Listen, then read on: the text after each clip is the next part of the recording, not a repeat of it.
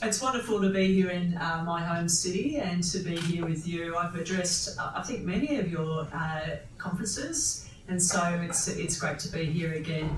I'm actually feeling really optimistic at the moment, and I feel optimistic for a lot of reasons, and I might go through them with you. This campaign that we're running to change the rules is a campaign that's not just about changing the rules for the Federal Fair Work Act. It's not just about that. It's actually about changing the rules that have led to record inequality in our country. So we all know that inequality is at a 70-year high. It's higher than it's been since World War II, and there's reasons for that. There's underlying reasons for that. And it's because our governments, along with other governments around the world, have followed this theory of neoliberalism or trickle-down economics, and they've followed it pretty steadily for 30 to 20 years, depending on whereabouts in the world you are. And for many, many years, that idea was just accepted as being the truth and what needs to happen. So, as you know, that's all about cutting back on the public sector, because the public sector isn't as efficient as the private sector, and about privatising, and about giving as much of our stuff as possible to the big end of town, to big tax cuts for the rich, all of that on the basis that they would trickle it back down to us in the form of good wages, higher living standards, better jobs. But people around the world are starting to question that.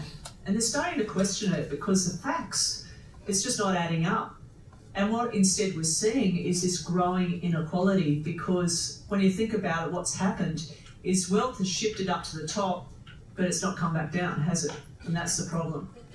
Right at the core of that idea of trickle-down economics is the assumption that the very rich will say at some point, look, actually we've got enough now and we're going to start sharing. We're going to start sharing, and we don't need extra yachts or extra things, but that hasn't happened. And the idea that we should remove laws, or really rights for workers, and also protections for all of us, because that was getting in the way of them making all the decisions, is just proving to create a world that none of us really want to live in. So I'm feeling optimistic because it's not just us here in Australia that are questioning this, it's people all around the world that are. And that after 30 years, 20 years of it being normal, people are starting to say, well, is it really right? Is it really normal? Surely there's a better way. So that makes me optimistic, because I know this campaign to change the rules is happening at a time where the tide is changing here, but also around the world. I don't think there's a better example of that or demonstration of that in the inability of Malcolm Turnbull to get through his corporate tax cuts through the Senate. So $80 billion to the very rich. The last bit of those tax cuts, of course, the major beneficiaries are the big banks and very big multinationals. And the fact that people, a whole lot of those crossbench senators, but clearly the public, when asked, do you support those corporate tax cuts, or would you prefer that money to be spent on schools and hospitals and public services? It's an overwhelming, spend it on schools and hospitals and public sector and jobs. It's a bit of a no-brainer now that people are saying that and really questioning the wisdom of just handing over more and more of our stuff to people who are keeping it for themselves anyway. So that makes me optimistic, seeing that happen after all of these years of it just being normal. And another sort of emblem of that, if you want to think of it that way, is privatisation, and how privatisation in the minds of the public has shifted over the last 30 years. Remember nearly 30 years ago when there was a change of government in New Zealand, and we had Rogernomics, and it was the first time really where in our part of the world the government came in and they wanted to implement full-on neoliberalism, privatise everything, cut back on the public sector, take away workers' rights. And that's what they did in New Zealand, and they privatised everything they possibly could. And we saw that happen. Then we saw it spread to Australia. So we had the Western Australian state government, and we had Jeff Kennett in Victoria. Again, they did the same thing. Jeff Kennett privatised everything he possibly could. Here in New South Wales, we saw that off for longer than everywhere else, really. But then we had those big battles around electricity privatisation, which you all, of course, would know and were part of. And all that time, in the beginning, when all that privatisation was happening, I think that some people were prepared to accept or at least give a go the promises that were made. That if we privatise things, because there'll be more competition, and because the private sector is more efficient and more innovative, it does things better, that it'll be cheaper, that we'll have better services, that it'll be good for all of us. And some people were prepared at that time, or enough of the public, to say, well, let's give that a go. Anyway, we did give it a go, and what's happened? Like, are prices better under privatised electricity? They're not. And what's happened? Well, of course, those companies have got their number one priority, and their number one priority, quite rightly, because that's what companies are about, is delivering for their shareholders. And so in order to do that, of course, they've got to cut, or they do cut jobs, and they cut services, or they put up prices, because that's the way you achieve that. So seen over that period of time, and all those battles that we've had here in New South Wales around privatisation, and public sentiment shift over that period of time. And in a way, the privatisation battles follow the same battles, the same loss of faith in what we were told that this system of trickle-down economics or neoliberalism would deliver.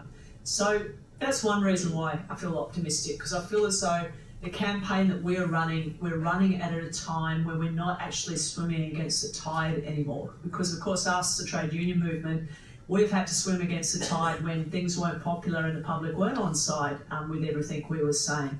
But there's other reasons I feel optimistic. I feel optimistic because just 2 weeks ago, we saw the biggest mobilisations around our country in 25 locations right around our country that we've seen for 10 years. Every single city and lots of country towns had rallies and marches that were bigger than what they've seen for 10 years. So there's one thing for us to think, well, you know, we're running this campaign, does it have momentum? But there's another thing when people were actually asked to come out onto the streets and you see the numbers. That's your proof, really, about where we're going with this. So here in Sydney, the May Day march on Sunday was much bigger than it's been before. But I even think of places like Thursday Island, TI, tiny place, right? So that was the smallest place where there was a rally. You know how many people live on that island? Any wild guess? 2,600 people, okay? And then they had nearly 200 people at their rally. So per capita, they really know. Mathematician, but I think it's pretty close to the equivalent of about 700,000 people in the streets in Sydney. So you've got to give it to the unionists on TI for that rally. But that was the case actually everywhere. And I think we're only in second gear in this campaign. Moved out of first gear, we're in second gear. Maybe we've got our foot on the clutch, we're moving to third gear, but we're certainly not in fourth gear. So we're only starting this momentum. And this campaign, because we are campaigning to change the rules, the underlying rules that have led to that inequality, it's going to have to go for as long as necessary, because it's taken them 30 years to get us where we are now. So we have to remember that in the back of our minds too.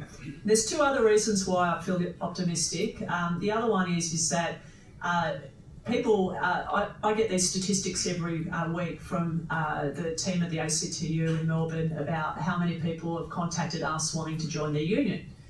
And 3 weeks ago, I got my Friday email telling me, oh, guess what? We've got a record this week. That's the most amount of people who've ever contacted us wanting to join their union. It's a record. And I thought, well, that's pretty good news on a Friday, isn't it? It's excellent.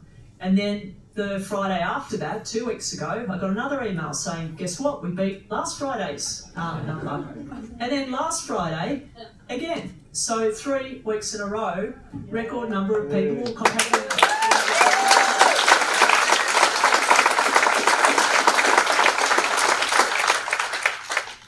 And the final thing is this, is that I am on the road all the time, and I have the pleasure of talking to people like you, the very best people in our community, union delegates, union representatives, most days, and get to travel the country doing so. And that means I'm dragging my bag out down the street and stations and all of that stuff. Every single day, without fail, every single day, a random stranger will come up to me that I do not know and will say, "Keep going." Every day.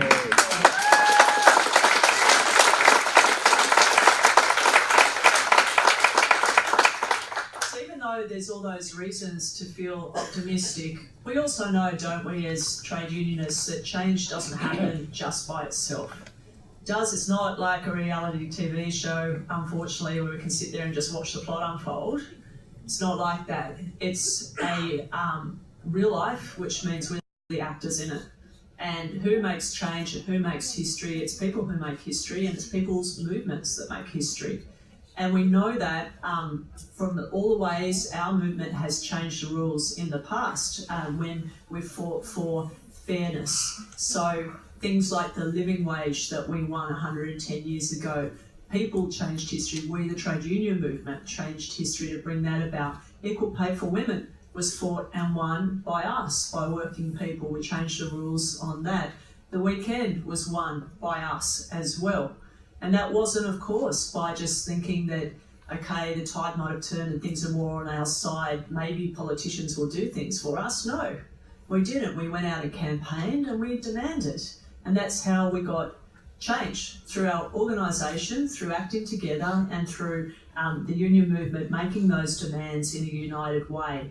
So that means that, at this point in history, we need to do the same. As a union movement, I haven't seen us so united for a long time. And the reason why we're united isn't just because we're all good people, but it's also because there's a clarity of the problems. Like, we know how much insecure work is really destroying our lives, and people are really struggling to pay the bills, like when their wages aren't keeping up with the cost of living. So, those two things drive us. So the very first thing we need to do, and all of us in this campaign, is go about winning public opinion. And there's a role for every single one of us in this. Just yesterday I was talking to a group of shop assistants from the SDA in Victoria. It was a very big room of delegates, and this young person got up, everyone looks young now to me, they were probably over 30. And he said, but the media's not on our side all the time, or what can we do about that, etc., which is a very good question, and you get asked everywhere. But I reminded him that 5 years ago, or 10 years ago really, when we had the Your Rights at Work campaign, social media didn't exist at all. So now our ability as individuals to be able to talk to our friends and family, our networks, in a way that has nothing to do with the mainstream media is much, much stronger than, we didn't have that before, and now we do. So we have to recognise that. But the other thing we need to do is we need to have discussions with our workmates, with non-members, about joining the movement that is going to bring about change, about insecure work, and about our pay not keeping up with cost of living, and about needing to change the system that's led to the record inequality. Because when we do that as a trade union movement across the country, those discussions we might have with our workmates, then they take those thoughts home and discuss them with their family. Then they might take them to their sporting event on the weekend, or their church or their temple or their mosque or wherever, and have those discussions as well. The knock-on effects of us doing that, of 1.8 million union members, is huge. And so we know we can achieve that, and that's part of what people need to be part of in terms of winning public opinion. Of course, myself and your leaders will go out and argue things, but in the end, it's the individual conversations that do make a big difference. That's also why those rallies make a difference too, because your average person will sit back and maybe it won't penetrate their consciousness, but if they're seeing on TV that there's a movement and it's powerful, and that people are on the streets, hey, something's happening here, it starts to give them hope, which is what our job is. Because it's not enough to talk about what the problems are. It's not enough just to say, inequality is a big problem, and that the rich have too much power, big business has too much power, that 40% of people are in insecure work and that our wages aren't keeping up with the cost of living. We have to give people hope that it can be different. And on that, the issue of insecure work, it's not normal what we have in our country. It's not normal that 40% of people are in insecure jobs. It's one of the highest in the OECD. We are an outlier compared to all of those other countries. There's plenty of well-performing economies, most of them, that have much more secure jobs. And so we need to be talking to young people and to our colleagues about the fact it does not have to be like this. And we can change the rules to make secure jobs the norm again, rather than what they're becoming is the exception. And now is the time to do that. Unless we do that now, we will have a whole generation that doesn't know what it's like to have a paid sick day or to have a paid holiday. And that's part of our job and what we've got to do. So winning public opinion is very important, but so is convincing then political parties that they need to support better and stronger rights for working people. And that is what we're doing at the moment too. We're having discussions with all political parties about this. I'm waiting for the letter from Michaelia Cash saying that they endorse our campaign. Could be waiting for a while. Never give up hope, but maybe, yeah. So everyone, we're talking to all of them about that and just being upfront about what we want and why. It's not something that we are wanting to negotiate behind closed doors. It's something that we're out publicly campaigning for, saying what the problem is and saying what we think the solution is. Then, of course, convincing political parties is essential, and then the government's going to have to change unless I get that letter from Michaelia Cash at the next election. And the election can be any time between the 4th of August and the mid-May next year, so less than 12 months. So for this part of the campaign, you know, we've got this window of opportunity and it's the next 12 months and we really need to be focused on that. But even that's not going to be enough, because let's just say there is a change of federal government at the next federal election. Any changes that we want also have to go through a Senate. And in order to have a majority of people in that Senate that will support our agenda to change the rules, we have to build a mandate. We have to build a mandate so that those crossbench senators, who mainly will think about what's popular with the public, they say, well, we can't stand in the way of this because this is what the people want. So that's the reason why we also have to win public opinion, which is so essential. So just broadly speaking, I know Mark's going to go through it a bit more. The big things that we think need to change are, of course, to do with the Fair Work Act, which I know that a lot of you aren't under, but what happens is the state laws and the federal laws, there's always a connection between them. And either one goes further forward or further backwards, and they follow each other. So in the end, whatever is achieved in one can be then flowed on to another.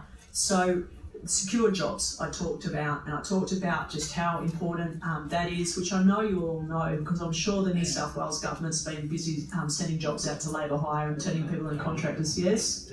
Yeah. Of course they have. And why do they do that? Because it's cheaper and because the rules let them do that. So by changing the rules, we can ensure that employers aren't using labour hire, or in the way they did with the SO guys, as a means of cutting wages and conditions. So too, people in casual employment. People should not be in casual employment forever. In fact, even for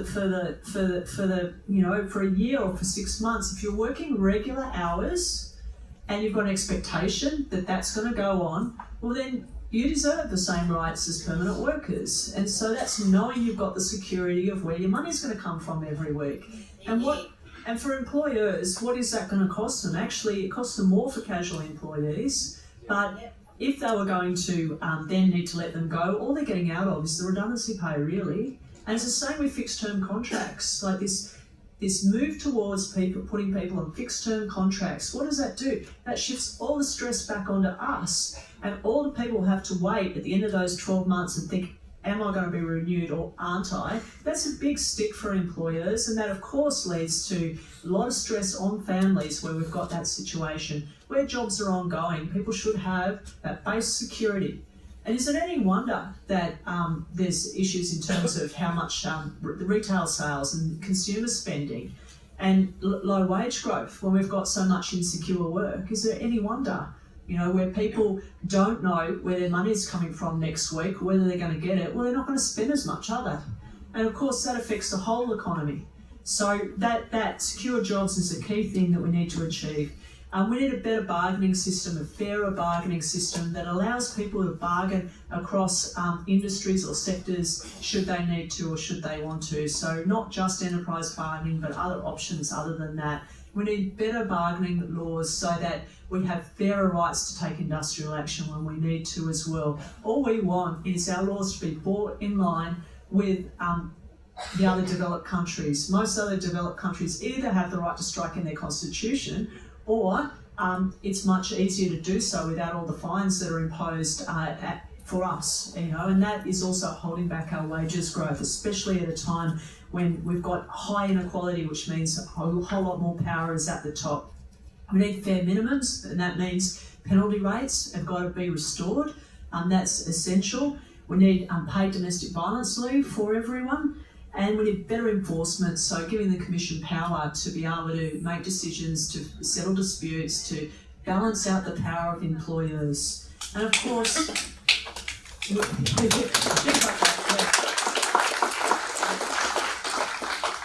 it is essential that our laws support you. And by that, workplace representatives, to do your job representing workers in your workplace. Our laws should make that normal so that you can get about doing that job, whereas at the moment they don't. So all of those things are part of what we're pushing now, along with turning around privatisation and along with the critical issue of tax justice, because this is a key part of how you turn around inequality, making sure everyone pays their fair share of tax.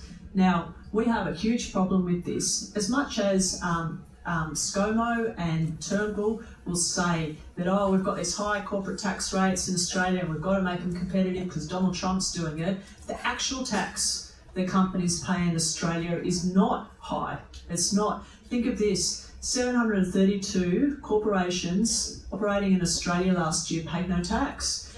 And these are profitable companies.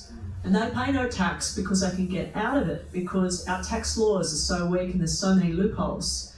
And 62 Australians earned $1 million last year. So think of that. Think how much money you must have if you earned $1 million. That's your income in 1 year. They paid not one single cent of tax, not even the Medicare levy, all those people. Now that is crazy, isn't it? That they pay less tax than all of us. Much less tax than all of us, because I'm paying any of it. That has got to be redressed. And of course, that is how we make sure we have properly funded quality public sector services. That is how we do that. Wherever we cut taxes and we keep cutting taxes, in the end, we end up paying. Of course, in jobs in the public sector, but the public ends up paying as well. So that is all part of the Change the Rules agenda. So really what I'd ask of all of you is to have those discussions with your workmates. Have those discussions with people in your community about wanting a better world, a fairer world. Because when you strip it all back, everything I've said, what's this really about? It's really about fair go. That's what it's about. And fair go in our country wasn't something that magically came about. It wasn't something that bosses gave to us. It wasn't even really something that Parliament's just gave to us. It's something that we, working people, fought for. We fought for it and we made it so. And we made it so in our laws. That is the reason why, at times when the rest of the world was pursuing this neoliberalism, we got Medicare.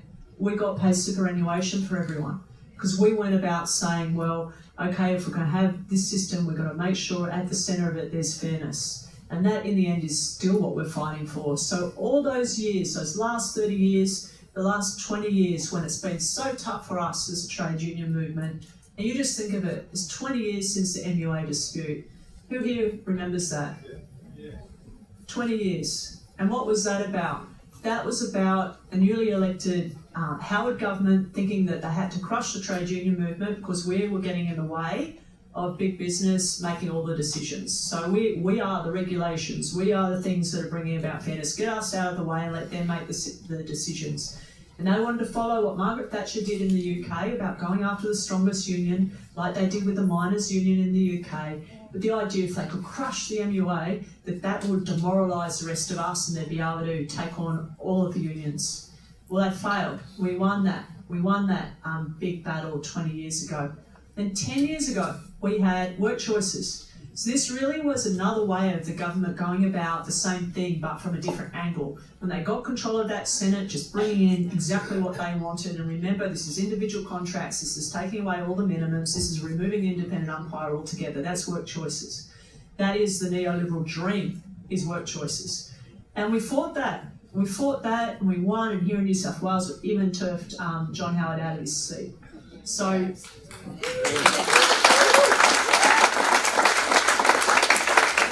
things were pretty magnificent victories, but they weren't fights that we picked. They were things that were forced upon us and we had to deal with. They were defensive battles. That's what they were at a time of when these ideas of neoliberalism were at their height.